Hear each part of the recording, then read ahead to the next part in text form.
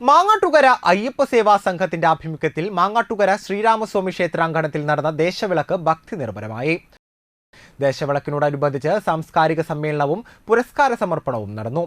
യോഗത്തിൽ അയ്യപ്പ സേവാ സംഘം പ്രസിഡന്റ് ബാലകൃഷ്ണൻ പുറക്കോട്ട് അധ്യക്ഷനായി. ശബരീശം പുരസ്കാരം രഘു നല്ലയിലിനും ശ്രീരാമം പുരസ്കാരം വേണു മാമ്പുള്ളിക്കും അന്തിക്കാട് പഞ്ചായത്ത് പ്രസിഡന്റ് ജ്യോതിരാമൻ ചടങ്ങിൽ സമർപ്പിച്ചു.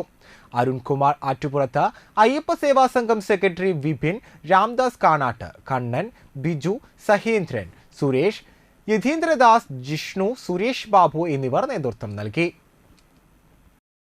വളരെ കാലം മുന്നേ നമ്മുടെ മാങ്ങാട്ടുകര ദേശവിളക്ക് നടന്നിരുന്നു.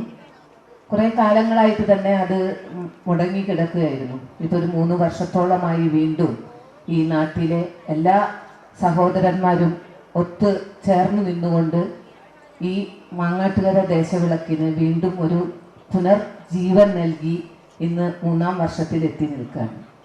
നമുക്കറിയാം, ഇവിടെ മാങ്ങാട്ടുകര പൂരം വളരെ ആഘോഷത്തോടു കൂടിയിട്ട് സംഘടിപ്പിക്കുകയും അതിൻ്റെ പിന്നാലെയാണ് ഈ വിളക്ക് എന്നുള്ളത് കൊണ്ട് ഒരു ഭാരിച്ച സംഖ്യ അവർക്ക് സമാഹരിക്കാനുള്ള ബുദ്ധിമുട്ടുകളും ഒക്കെ തന്നെ ഈ സംഘാടകർക്കും ഇതിൻ്റെ ഭാരവാഹികൾക്കും ഉണ്ട്.